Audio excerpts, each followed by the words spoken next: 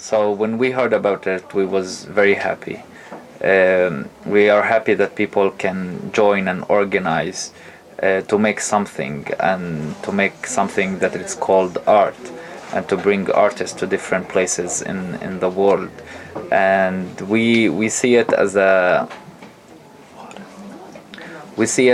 investment, and we see it as people invest in something, and then we come and we also give back. So first I want to thank them, and thank the people who supported this tour and made it happen. We enjoyed it a lot, and we really was happy to share our music and to share our culture with the Japanese people.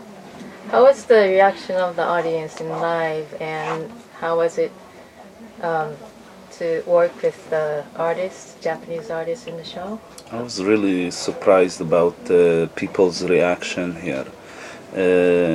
We met a lot of Japanese people, but in Palestine, not here. Before we came, a lot of people were coming. We got phone calls and emails of people who wanting to meet us. And even once, just a story I just remembered, that somebody from the old city where we live in Lid called us and said, there is few Japanese people walking in Lid with your picture, asking if they can find you in Lid, and they are in the old city center.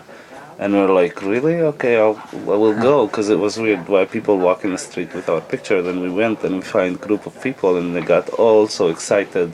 And that was the first time that we understood that there's a big movement in Japan of people that really attached to our Dam's lyrics and activities.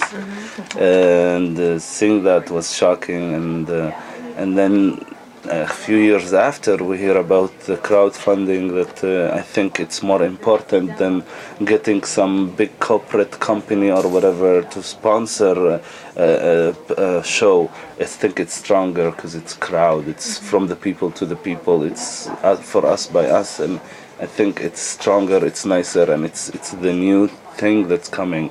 And you see it in all kind of funding websites like Indiegogo, Kickstarter, that's happening in the world.